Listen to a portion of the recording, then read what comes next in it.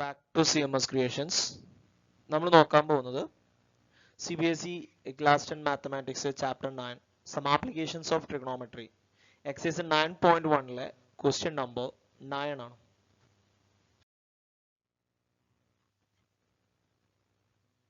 The angle of elevation of the top of building from the foot of the tower is 30 degree and the angle of elevation of the top of the tower from the foot of the building is 60 degree.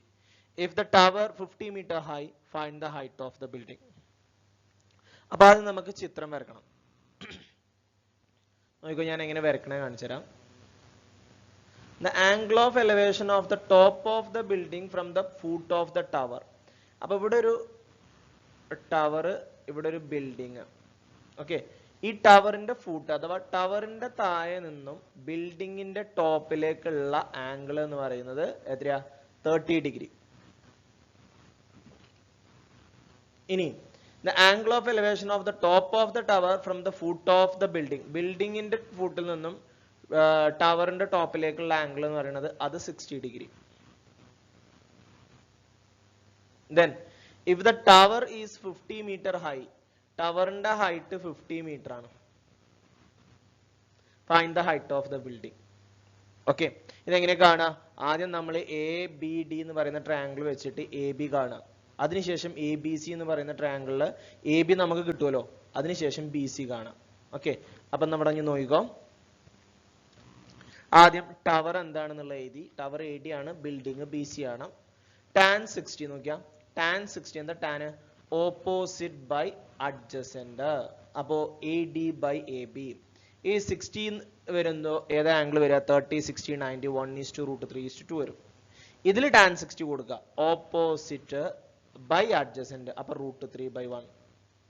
AD 50 ആണ്, അത് കൊടുത്തു. ഇനി cross ചെയ്യാം. √3 × AB = 50 എന്ന് വരും. അതിന് AB = 50/√3 എന്ന് വരും.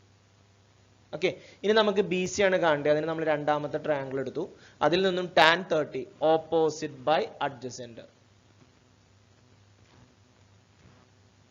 Opposite by adjacent. അപ്പൊ ഓപ്പോസിറ്റ് സൈഡ് BC ആണ്, അഡ്ജസന്റ് സൈഡ് AB ആണ്. tan 30 എന്ന് പറഞ്ഞു കഴിഞ്ഞാൽ ഓപ്പോസിറ്റ് ബൈ അഡ്ജസന്റ് 1/√3.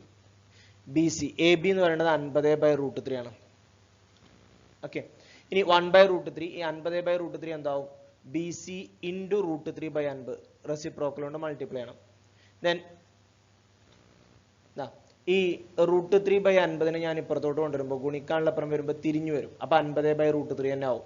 1 × 50 50 ആണ്. √3 × √3 എത്രയാ? 3 ആണ്. ഇതെങ്ങനെയാണ് √3/50 ഇവിടെ വന്നപ്പോ 50/√3 ആയതെന്ന് മനസ്സിലായോ? ഡിനോമിനേറ്ററിലുള്ളത് ന്യൂമറേറ്ററിലോട്ടും ന്യൂമറേറ്ററിലുള്ളത് ഡിനോമിനേറ്ററിലോട്ടും പോകും, അഥവാ തിരിഞ്ഞു വരും. ഓക്കെ, ഇനി 50/3 ചെയ്യാം. 50/3 ചെയ്യാൻ നമുക്ക് വേണമെന്നുണ്ടെങ്കിൽ, ഞാൻ ചെയ്തിട്ടില്ല, വേണമെന്നുണ്ടെങ്കിൽ ചെയ്യാൻ. ഡെസിമൽ നമ്പർ ആണ് കിട്ടുക. ഒരു 3 3, 5 3 പോയാൽ 2 കിട്ടും, 20, പിന്നെ 6 3 18, വീണ്ടും റിമൈൻഡർ 2 വരും, വീണ്ടും 20, അങ്ങനെ പോയി 16.6666 എന്ന് പറഞ്ഞു പോകും. ഓക്കെ, അപ്പോൾ 50/3 എന്ന് എഴുതാം, അല്ലെങ്കിൽ 16.66 എന്ന് എഴുതാം.